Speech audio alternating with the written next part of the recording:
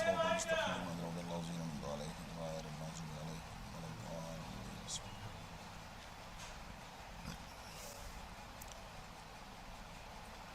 اللہ اعوذ باللہ السمیع العلی العظیم من الشیطان اللعین الرجیم. بسم اللہ الرحمن الرحیم.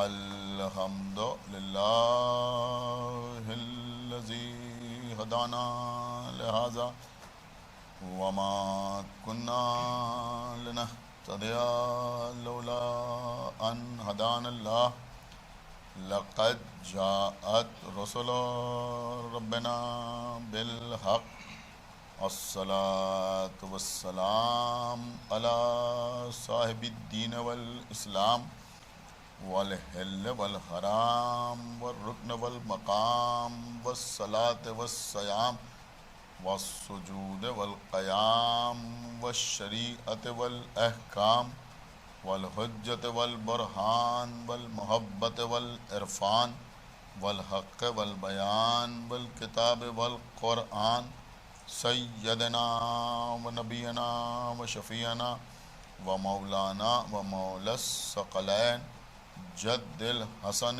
والحسین ابی القاسم محمد وعلى أهل بيته الطيبين الطاهرين المعصومين المظلومين المنتخبين المنتجبين الذين أذهب الله عنهم الرجس وطهرهم تطهيرا.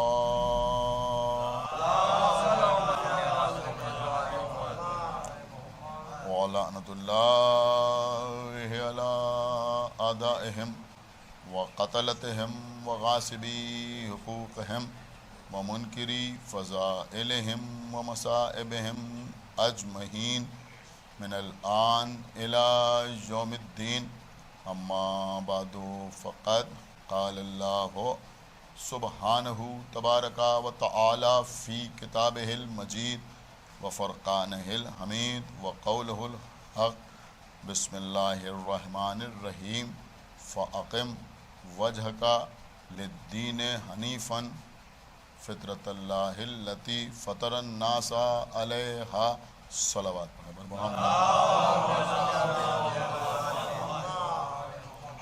حضرات، کیا اسلام دین فطرت ہے؟ اس عنوان پر مجالس کا سلسلہ جاری ہے. آج دوسری مجلس منعقد ہو رہی ہے.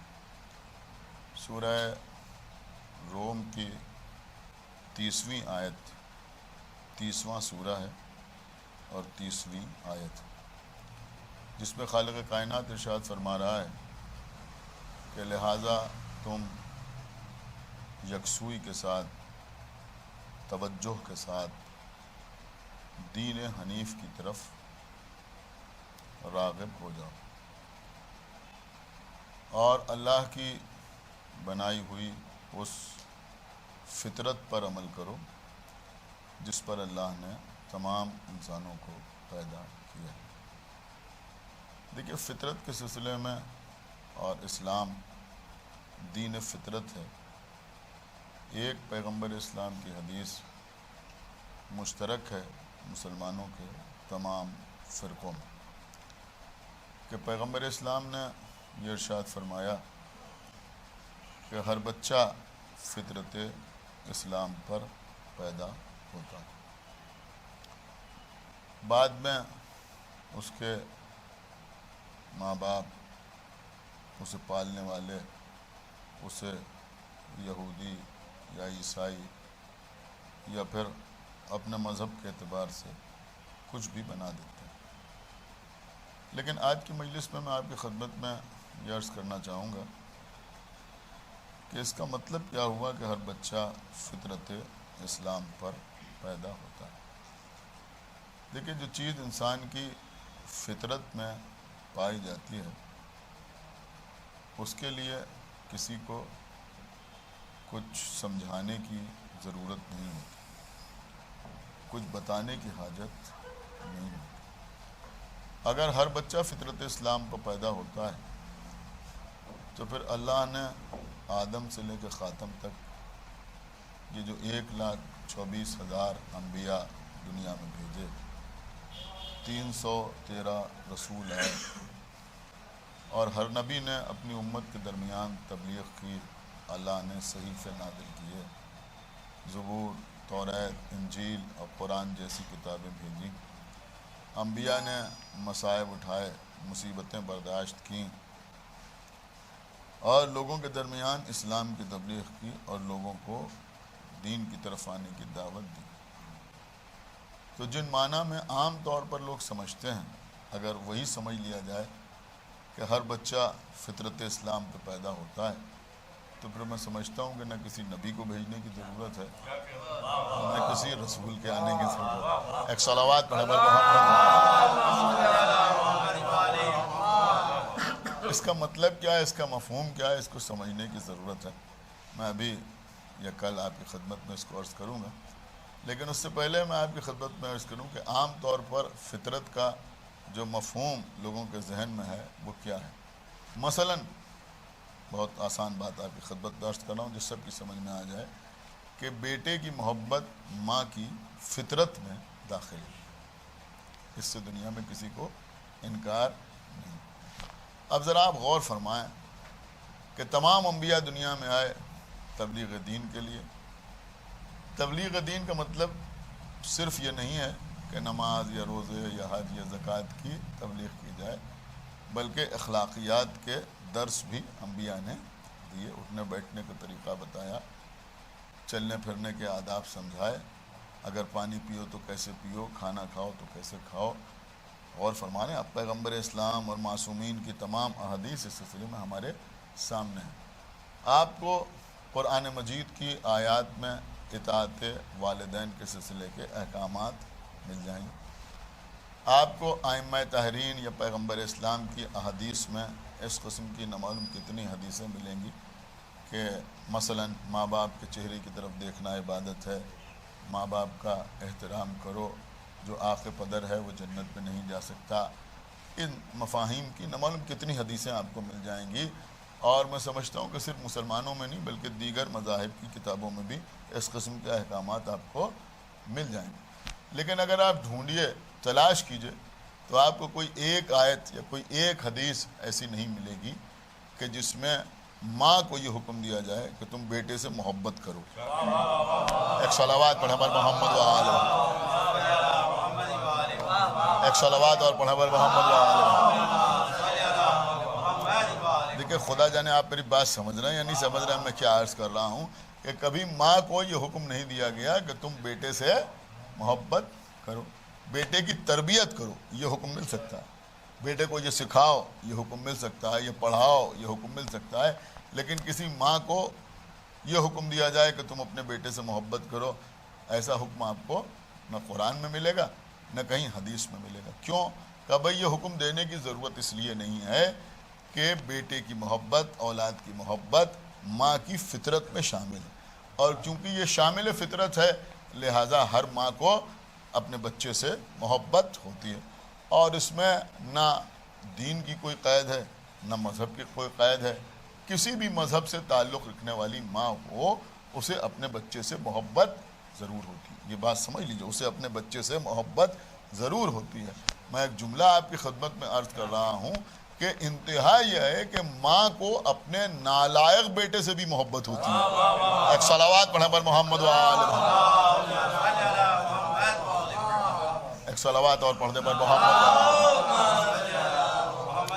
تو آپ اگر ڈھونڈنا شروع کریں تو کہیں آپ کو ایسے احکامات نظر نہیں آئیں گے، نہ کوئی مبلغ تبلیغ کرتا، یعنی ٹھیک ہے انہوں نے نہیں کہا لیکن کوئی ہمارا جیسا مجلس پڑھ رہا ہے اور کہیں کوئی یہ فرمائش کرے کہ بھائی آج آپ مجلس میں یہ پڑھ دیے گا کہ تمام مائیں جو ہیں وہ اپنے بچوں سے محبت کریں، کبھی کوئی ایسی فرمائش نہیں آتی۔ اس طرح کی فرمائشیں آتی ہیں کہ صاحب حقوق والدین کے سلسلے میں پڑھ دیجیے گا، لیکن کبھی ایسی کوئی فرمائش نہیں آتی کہ صاحب آپ مجلس میں پڑھ دیے گا کہ تمام مائیں جو ہیں وہ اپنے بچوں سے محبت کریں. کبھی یہ کوئی کہنے کی ضرورت ہی نہیں ہے, اس کی تبلیغ کی ضرورت ہی نہیں ہے. ماں کی فطرت میں ہے, آپ غور فرما رہے ہیں, ماں کی فطرت میں ہے بیٹے کی محبت. بیٹے کی محبت ماں کی فطرت میں داخل. تو جو چیز فطرت میں داخل ہو اس کے لیے تبلیغ کی ضرورت نہیں ہوتی, ہدایت کی ضرورت نہیں ہوتی. اب اسلام دین فطرت ہے. ایک صلوات پڑھے محمد تو اب یہاں پر اس دین فطرت کا مطلب کیا ہے وہ مجھے آپ کے سامنے عرض کرنا ہے. لیکن اس سے پہلے اب ماں کا تذکرہ آ گیا تو میں آپ کی خدمت میں عرض کروں کہ ماں کو بیٹے سے جو محبت ہوتی ہے وہ بالکل فطری ہوتی ہے. دیکھیں قبلہ, یہی سبب ہے کہ اللہ نے اپنی محبت کے امتحان ہی کے لیے صحیح, میں سمجھتا ہوں کہ سمجھدار مجمع میں یہ جملہ رائے گا نہ جائے گا کہ اپنی محبت کے امتحان ہی کے لیے صحیح اللہ نے ایک باپ کو تو یہ حکم دیا کہ تم اپنے بیٹے کو ذبح کر دو, خوابی میں صحیح. ایک صلوات پڑھا پر محمد وآل محمد. بھائی توجہ کیجئے, ایک صلوات پڑھا پر محمد وآل محمد. ایک باپ کو یہ حکم ملا خواب ہی میں, دیکھا جناب ابراہیم نے کہ اپنے بیٹے کو ذبح کر رہے ہیں. ایک دن دیکھا, دوسرے دن دیکھا, تیسرے دن دیکھا. حالانکہ باپ کو بھی بیٹے سے محبت ہوتی ہے, لیکن ایک دن, 2 دن, 3 دن انہوں نے دیکھا اور اس کے بعد اپنے بیٹے کو لے کے گئے اور پھر بیٹے کی گردن پر چھری بھی رکھی اور اللہ نے دمبا بھیج دیا اور دمبا ذبح ہو گیا. جناب اسماعیل بچ گئے. غور کیجیے گا, معصوم تھے, اللہ کے نبی تھے, جناب ابراہیم تھے.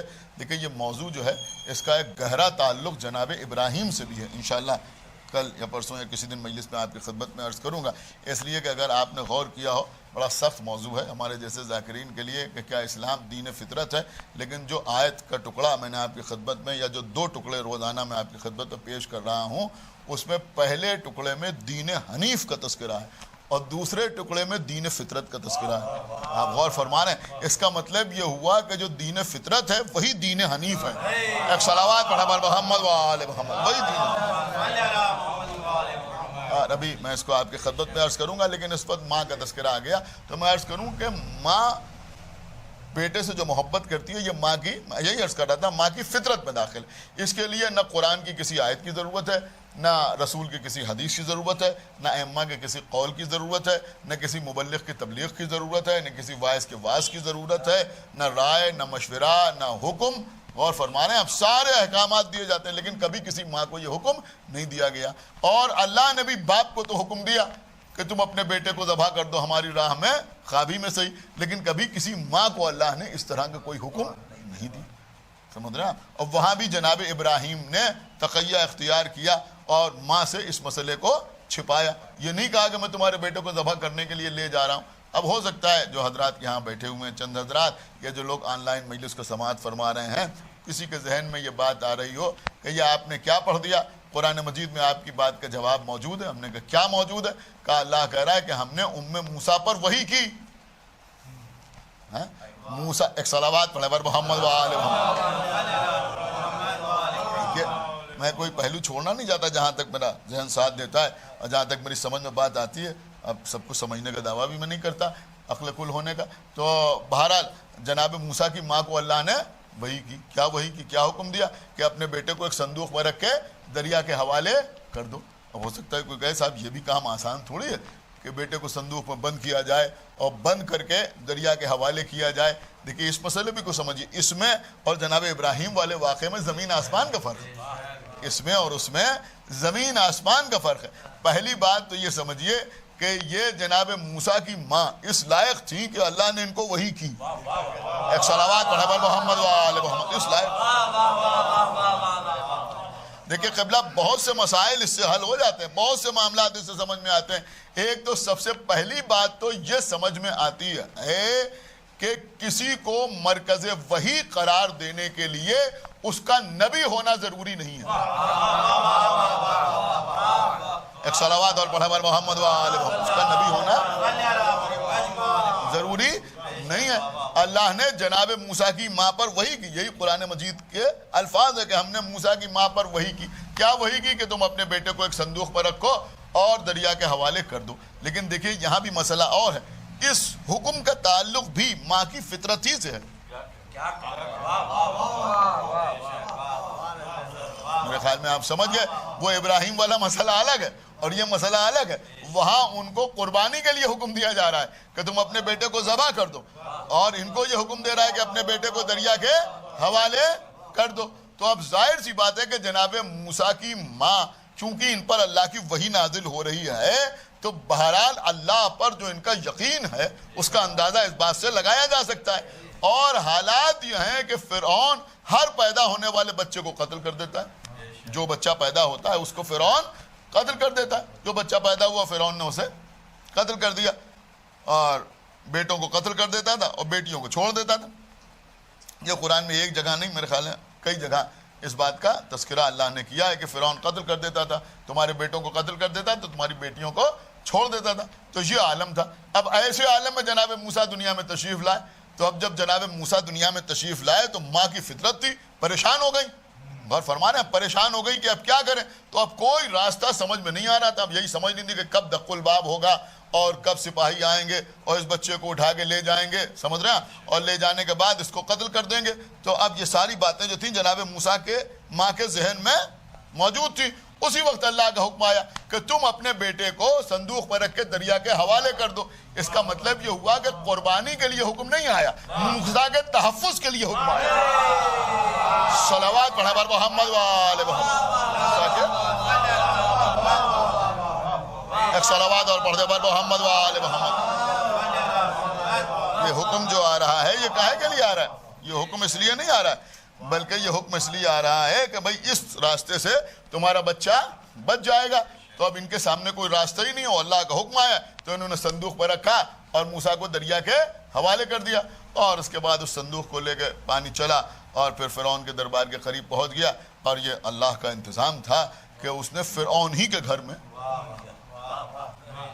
سمجھ رہے ہیں, فرعون ہی کے گھر میں موسیٰ کو پلوایا. اگر آپ داد دینا چاہیں تو میں ایک جملہ آپ کی خدمت میں عرض کر دوں کہ اللہ نے موسیٰ کو فرعون کے گھر میں ایسے پلوایا جیسے صحیح بخاری اور صحیح مسلم میں فضائل اہل بیت. ایک صلوات پڑھا بر محمد وآل محمد.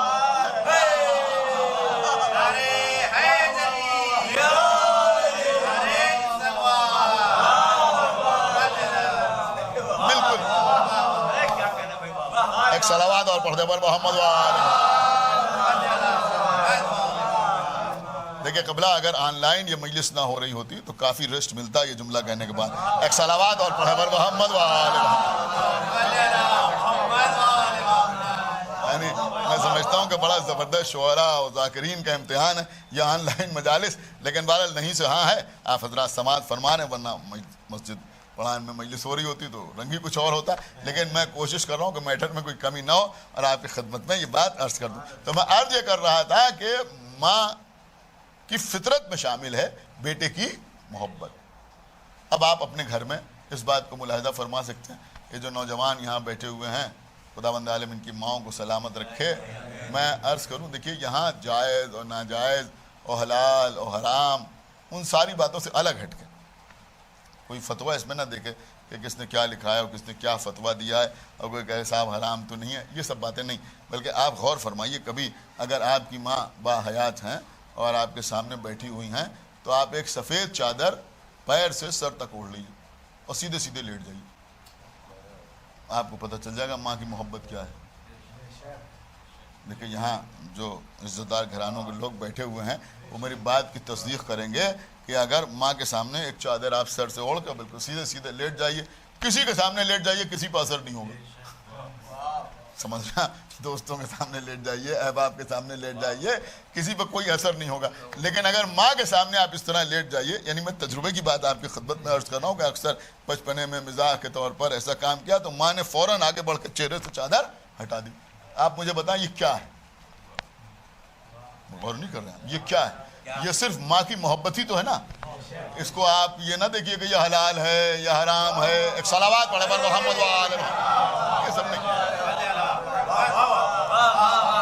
ایک صلوات اور پڑھے بر محمد وآل محمد. تو کم سے کم یہ تو سمجھ میں آیا, یہ تو بات سمجھ میں آئی کہ اگر کسی کی محبت کسی کی فطرت میں شامل ہوتی ہے تو وہ بہت سے اعمال و افعال ایسے انجام دیتا ہے جن کو شریعت کے میزان پر نہیں تولا جا سکتا. اچھا عرض کر گیا آپ کی خدمت میں, خدا کے لیے بھائی بیدار ہوئیے. ان کو شریعت کے میزان پر نہیں تولا جا سکتا کہ صاحب یہ حرام تو نہیں تھا تو انہوں نے ایسا کیوں کر دیا, اور یہ ناجائز تو نہیں تھا تو انہوں نے ایسا کیوں کر دیا. تو بھیا ماں کی فطرت میں بیٹے کی محبت ہے, تو اس کے بہت سے اعمال و افعال ایسے ہیں جن کو شریعت کے میزان پر نہیں تولا جا سکتا. تو جن لوگوں کی فطرت میں اہل بیت کی محبت ہے,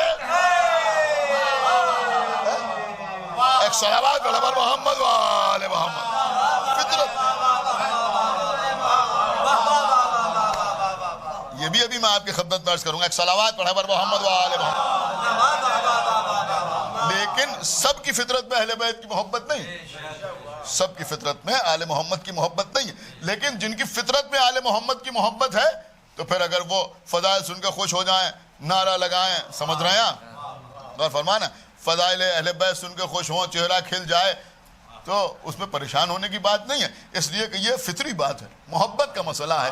تو یہ ہوتی ہے ماں کی محبت. تو ماں جو ہے وہ چند لمحوں کے لیے بھی یہ برداشت نہیں کرتی ہے کہ ہمارا بیٹا جنازے کی شبیہ بن جائے, مردے کی شبیہ بن جائے. لیکن ہاں قبلہ ایک واقعہ ہے نظر, اللہ دیکھیے اہل لکھنؤ بیٹھے ہیں, آپ نے سمجھے کون سمجھے گا.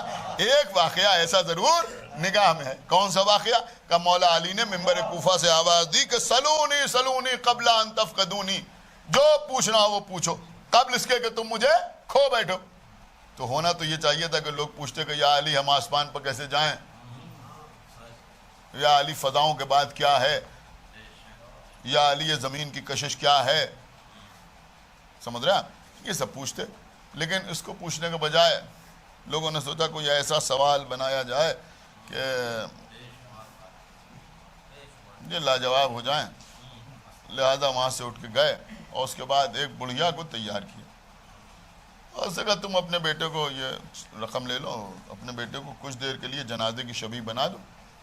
اب اس کے لیے زندہ ہی چاہیے تھا انہیں,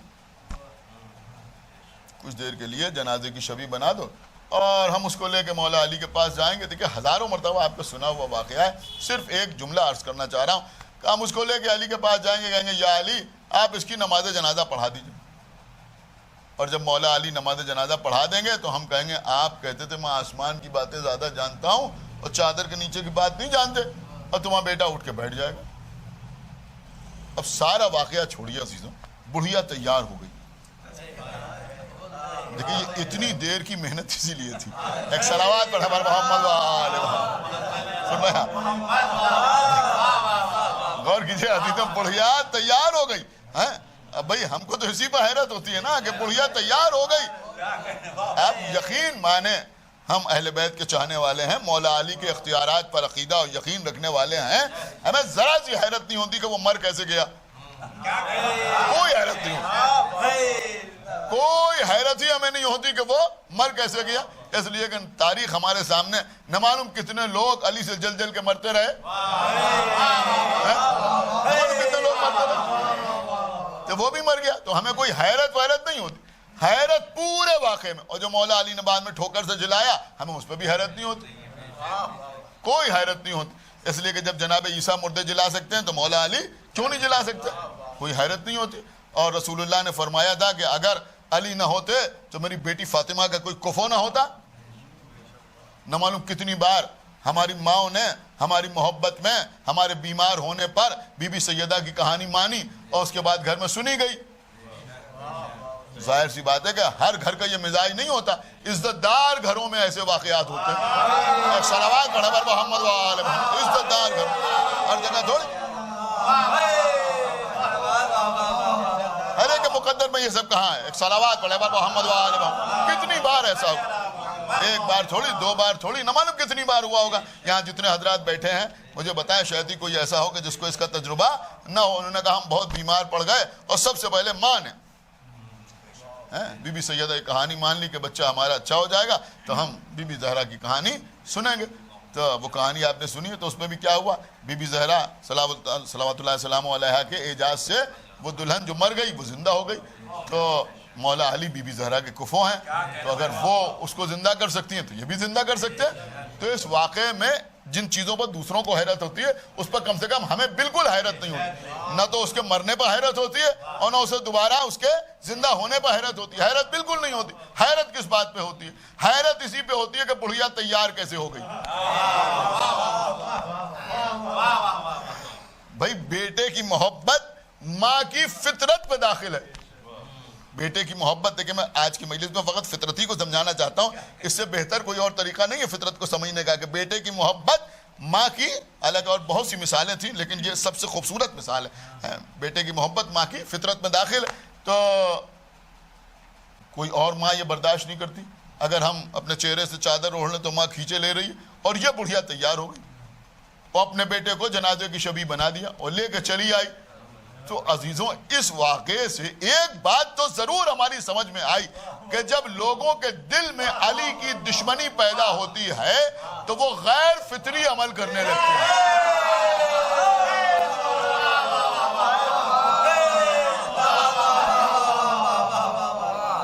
ایک صلوات پڑھو بر محمد وآل محمد۔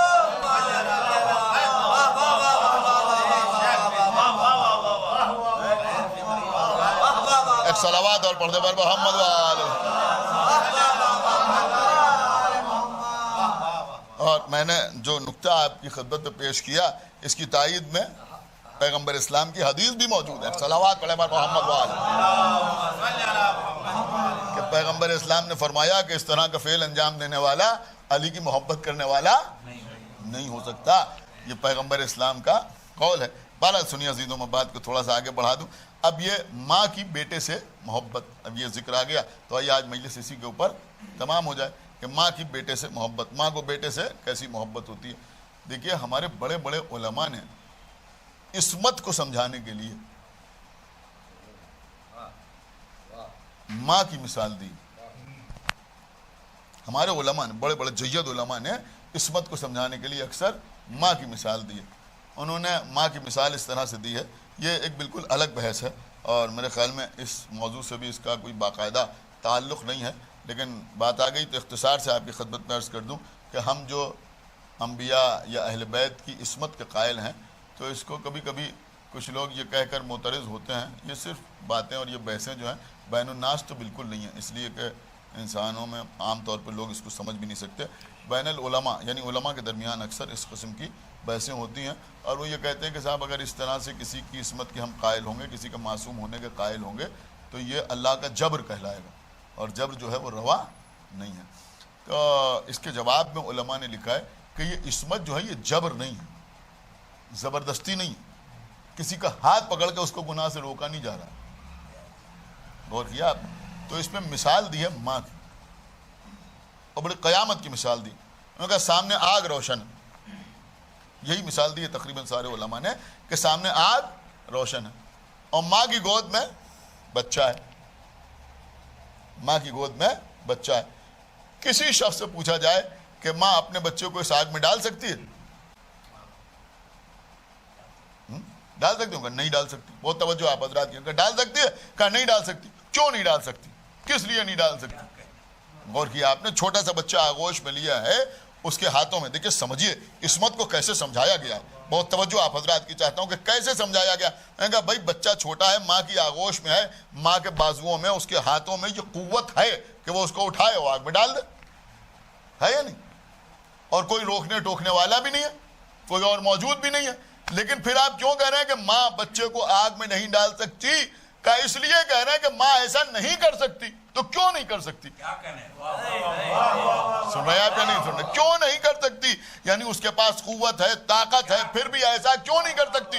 کہ ایسا اس لیے نہیں کر سکتی کہ اسے اپنے بچے سے محبت ہے۔ اس کا مطلب یہ ہوا کہ محبت بھی محدود پیمانے پر صحیح لیکن انسان میں عصمت پیدا کر دیتی ہے۔ اللہ اکبر، ایک صلوات پڑھے بر محمد وآل محمد۔ محدود پیمانے پر صحیح، ایک صلوات اور پڑھ دے بر محمد وآل محمد، یعنی بہت محدود پیمانے پر، بہت لیمیٹڈ، بہت کم، لیکن عصمت پیدا کر دیتی ہے۔ ایک ٹھیک ٹھاک شریف آدمی ہے، کسی نے کہا صاحب انہوں نے فلاں کی جیب کاٹ لی، انہوں نے کہا نہیں وہ ایسا نہیں کر سکتے. تو کیوں نہیں کر سکتے؟ ایک جیب کترا جو ہے جیسے اس کے ہاتھ ہیں ویسے ان کے ہاتھ ہیں، جیسے اس کی آنکھیں ویسے ان کی آنکھیں ہیں. جیسے وہ یہ کام کر سکتا ہے کسی کی پاکٹ سے پرس نکالنا، ویسے یہ بھی کر سکتے ہیں. لیکن آپ نے کہا نہیں وہ ایسا نہیں کر سکتے. کیوں نہیں کر سکتے؟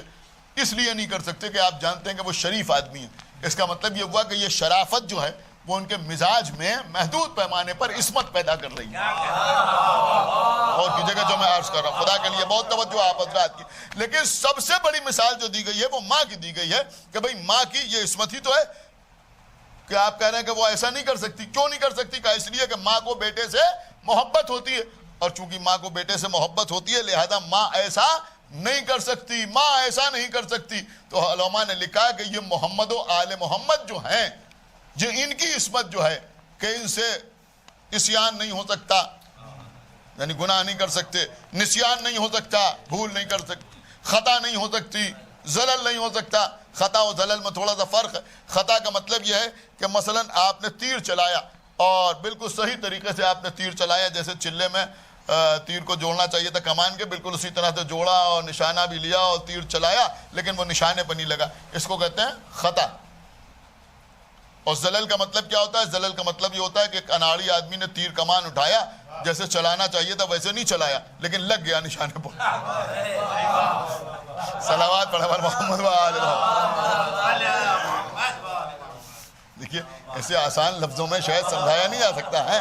تو خطا کا مطلب یہ ہے کہ طریقہ صحیح تھا لیکن نتیجہ صحیح برآمد نہیں ہوا. زلل کا مطلب یہ ہے کہ نتیجہ صحیح برآمد ہوا لیکن جو راستہ اختیار کیا گیا وہ صحیح نہیں تھا. تو معصوم سے ان دونوں چیزوں کا امکان نہیں ہے.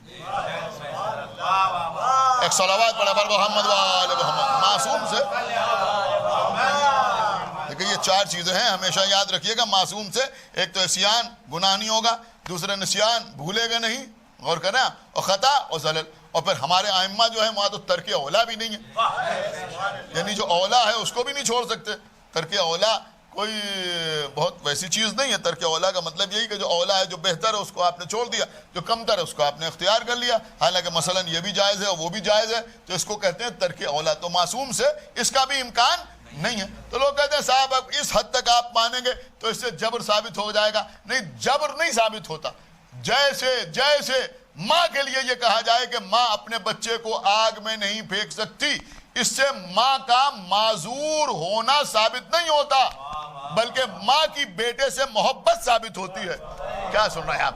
ایسے ہی اہل بیت کا ان تمام امور سے دور رہنا ان کی اللہ سے محبت کو ثابت کرتا ہے. ایک صلوات پڑھا پر محمد و آل محمد. یہ آل محمد کی جو عصمت ہے اس کی بنیاد حقیقت میں اللہ کی محبت ہے. اب لوگ کہتے ہیں صاحب ان کی عصمت اس منزل کے اوپر کیوں ہے؟ ان کی عصمت اس منزل کے اوپر اس لیے ہے کہ ان سے زیادہ کوئی اللہ سے محبت کرنے والا نہیں. اللہ کی مخلوق میں ان سے زیادہ کوئی اللہ سے محبت کرنے والا نہیں ہے. تو اب سمجھ میں آیا کہ یہ 14 جو ہیں یہ معصوم ہیں. کیوں معصوم ہیں؟ کہ اس لیے معصوم ہے کہ انہیں بے پناہ اللہ سے محبت ہے. لیکن میں کہیں آپ کو لے جانا چاہتا ہوں، اس لیے یہ ہر عمل ان کا جو ہے وہ اللہ کی محبت میں ہے. تو جب ہر عمل اللہ کی محبت میں ہے تو ہر عمل میں ان کی عصمت نمایاں. اب دیکھیں لوگ ہم سے کہتے ہیں صاحب وہ 14 معصوم ہیں، یہ آپ حضرت عباس کو کیسے معصوم کہہ دیتے ہیں؟ خدا کے لیے بہت توجہ آپ حضرات کی چاہتا ہوں. ارے بھیا حضرت عباس کی پوری حیات پر نظر کرو، پوری زندگی میں سوائے حسین کے کیا نظر آتا ہے؟ سنا آپ نے یا نہیں سنا؟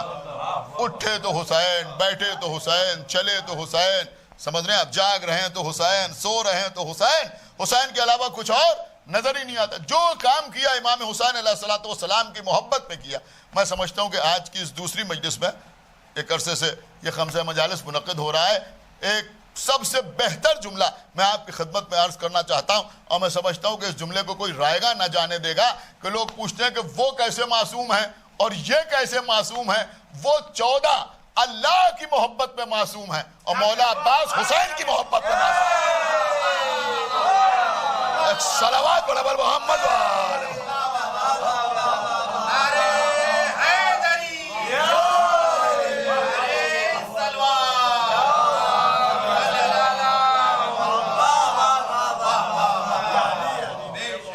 ایک صلوات اور پڑھ دیں محمد وآلہ سوائے امام حسین علیہ السلام. آپ غور کر رہے ہیں، میں نے کسی مجلس میں یہ بات عرض کی تھی کہ عباس کی زندگی کو حسین کہتے ہیں. پوری زندگی میں امام حسین علیہ السلام کے علاوہ کچھ اور نظر ہی نہیں آتا. ہاں عزیزوں، جب امام حسین علیہ السلام نے پکارا، حضرت عباس فوراً آقا حسین کے سامنے حاضر. ایک بار پکارا، مولا عباس فوراً سامنے آ گئے. ہمارا کیا خیال آیا، آقا حسین کی آنکھوں سے آنسو رواں، رونے لگے امام حسین علیہ السلام. ننے ننے ہاتھ جوڑے، کہا میرے آقا، میرے مولا، کیا آنے میں کچھ تاخیر ہو گئی؟ کہا نہیں میرے بھیا، آنے میں کوئی تاخیر نہیں. کہا پھر آپ رو کیوں رہے ہیں، یہ آنکھوں میں آنسو کیوں ہیں؟ کہا بھیا عباس، مجھے کچھ یاد آ گیا. کہا آقا کیا یاد آ گیا؟ کہ اس وقت میں نے تمہیں پکارا، تم فوراً میرے سامنے آ کے کھڑے ہو،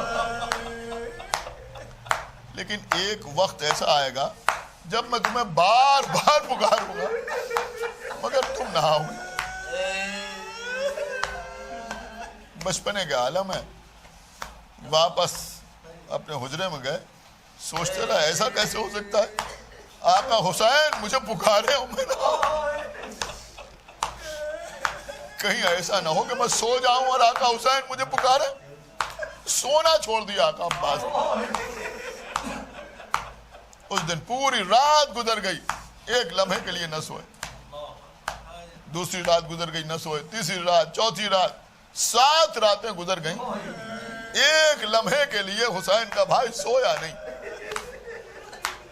عزیزوں، آپ سنتے رہتے ہیں بھائی بھائی بھائی. بے شک حضرت عباس، امام حسین، شہزادی زینب، جناب ام کلثوم ان کے بھائی تھے.